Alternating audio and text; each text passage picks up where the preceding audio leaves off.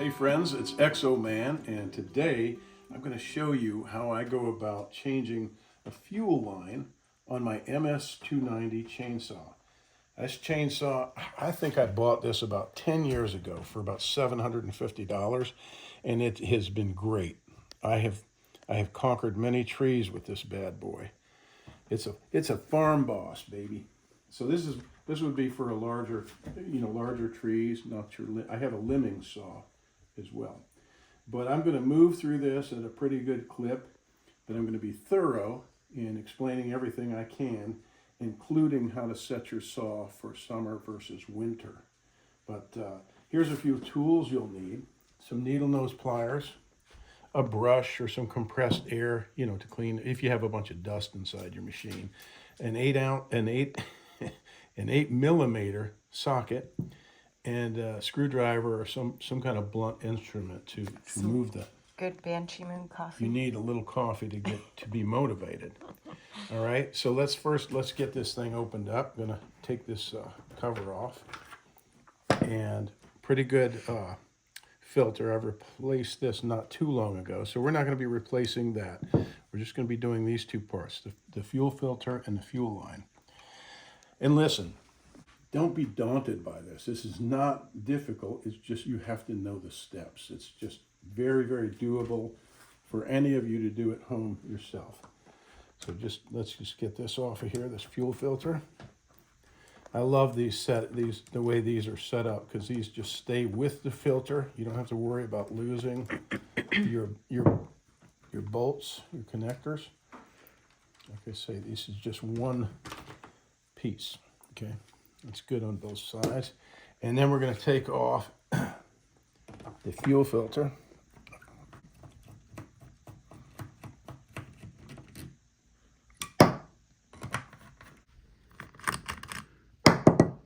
Okay, now these rubber settings are going to, let's take off this flange right here. You see that?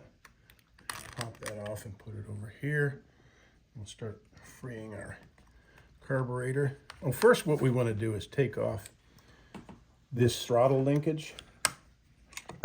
Just depress this trigger, right? Can you see this? Can you see what I'm doing? This is the throttle lever. Just going to pop this out of it. Did you see that? Oh, yeah. Mm-hmm. It just comes right out of there, and then you let that back. And then can you see down in here? The other end of this is a U shape, and I'm just going to twist it out. Yeah, there you go. See that? Mm-hmm. Go a little lower so you can see where it's hooked in. And zoom in there. Okay. You see that? I'm just going to twist this lever out of there. Now, you might want to just remember where everything goes. It's great to take pictures. Fuel line here. See how that's starting to slide off? Mm-hmm. Yeah, we're going to need to remove this wire here. Just take care not to damage it. Okay? Remember where that goes. Now you'll see if you zoom in here, this is where the brass line is connected. The fuel port here, and then over here. Can you see down in here where it goes into that rubber? Oh, right in there. That's where you're going to have to get your carburetor out. You're going to have to either pull with a lot of pressure or just kind of push in there at the same time to free it off of that. This is the rubber part of the adjustment where you stick your screwdriver to adjust your carburetor. So you're just going to be pulling this out, and this is the end of the breather line that goes up and around and down into your tank.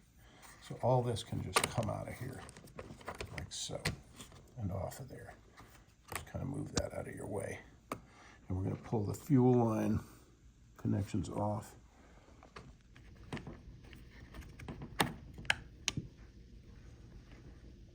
And it's a little embarrassing that I didn't take this off and out of the way in the beginning, but I was explaining something about that.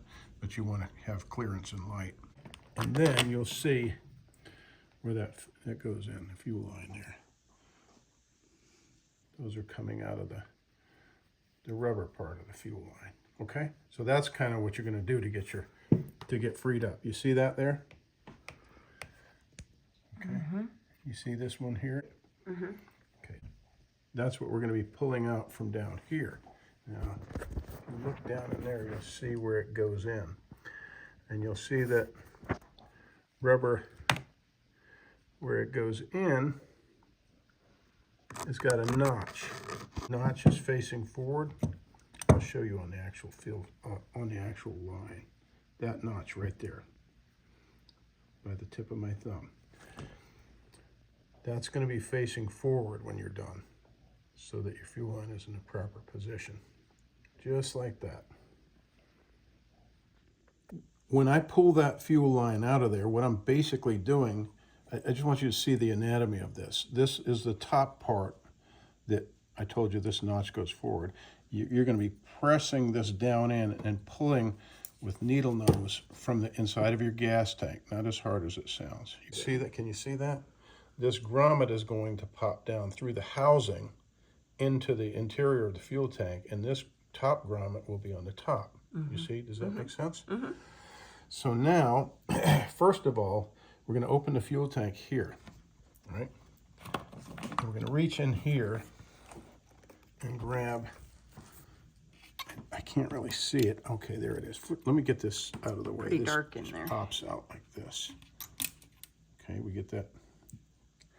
And I can see down in there the fuel filter. Oh, yeah. Can you see it? So I'm going to reach in there For a second. and I'm going to grab that fuel filter with my pliers, or the there. Now can I get them both through? I feel like a baboon trying to get inside of a termite nest in a tree. Okay, there we go. Now I've got there where I can reach it.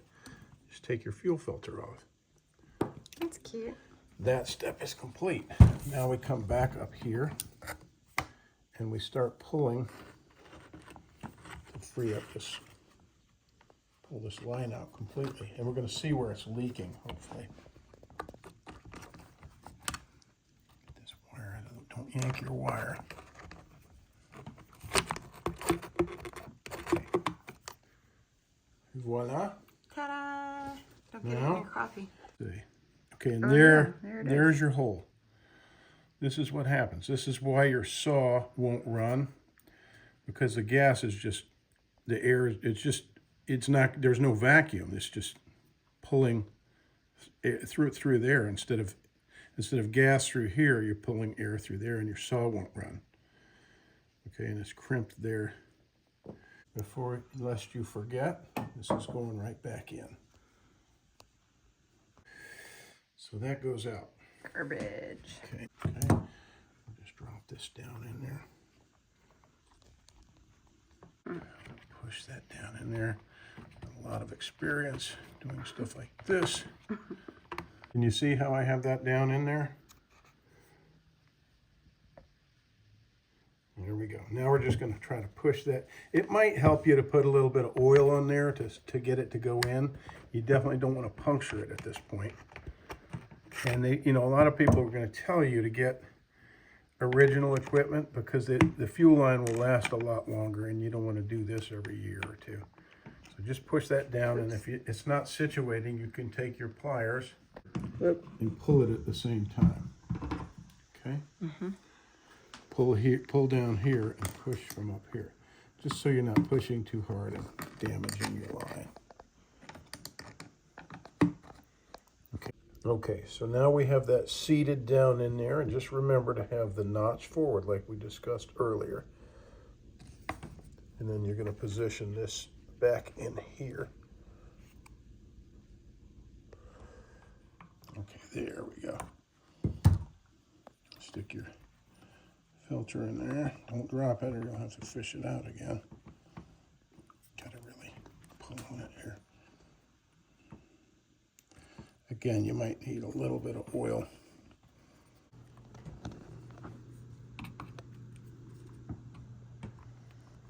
Just make sure that's all the way on there because you don't want to lose it. All right, So that is on snug, and just make sure it's seated properly. And I'm going to have to push on this top some more and get that seated. We're going to put this fuel line in place right in there. Can you see that? Mm-hmm. Just kind of slips right into the housing right there. And then we're going to slide this hose or this brass line onto that. I'll put a little bit of oil on that. And put these on, these adjustments, 1, 2, and 3, like that.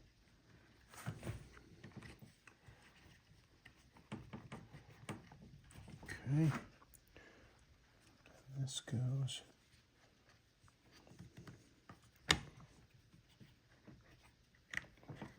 back in there like that. Can you see that sliding in there?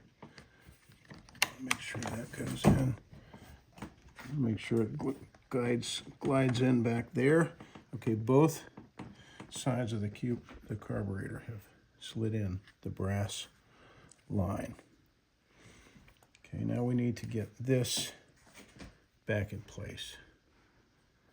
All right, so we're going to stick this down in here. Remember how that goes? We're going to twist it. Can you see up in there? Back. See that? Right up in there. Just going to twist it right back on. Loop it right back on, and we're going to put it on here. Oh, Daddy. No, right here, right here. Zoom out so you can zoom in. I don't know what you're doing. Right, Jen, right here above, from above. Come here, come here. Okay, so remember this part. I'm going to slide that right. I'm pulling the throttle, and it should pop. You should hear it pop down in there.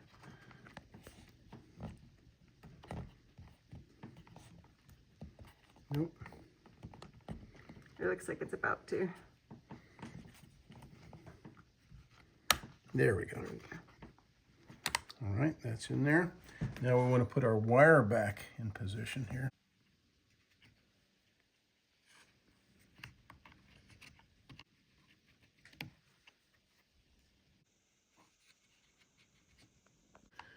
Everything seems to be back in position. Put our flange on here. All right, now let's double check. All our connections are good. Fuel line there, wire here, fuel line back here. Can I see it? There, looks good. All right. Okay, now I'm gonna put the nuts back on the carburetor.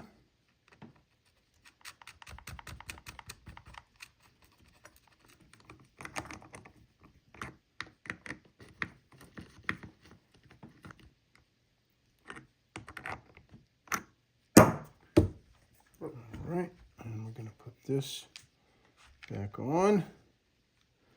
And of course, you're going to want to, like I said, I think I said, you're going to want to order parts if you feel like you're going to need to replace things like your filter and your carburetor, or maybe a rebuild kit for your carburetor. Order all that ahead of time, but I'm not doing any of that, so we're good.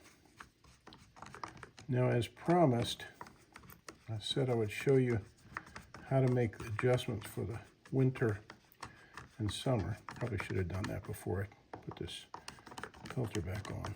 All right, now let's go over this seasonal setting here. I've got this opened up to explain. As I said I would earlier, here we go. So you've got this airflow cover, and you have two positions. You have this position, and that's going to be illustrated right here and show you what it is. It's going to show you the little sunshine. That would be the setup for summer. And then it's got a winter setting. You see that little snowflake right there? And that is how you would set this up for winter. Slide that down like that. Okay, so that's the winter setting. And again, you'll see your seasonal icons right there. Now, that's just going to change the airflow. You're going to have less airflow in the winter. And then this part, which I think comes to you with that airflow blocked off right there. And then that would be, I'm told that's the summer setting, right? And then if you take this, it's kind of hard to do with one hand. You take this out and flip it around this way, and this will be the winter setting, okay? And then it just, I'm going to show you how to push that in there, but that just fits down around the spark plug hole. Just get it real tight all the way around, put your spark plug back, and that's your winter setting, okay? There we go. Okay, and we're all set. Now it's time to go gas this baby up and finish cutting up some stumps. Okay. Just put a little bit in here, just to make sure she's working.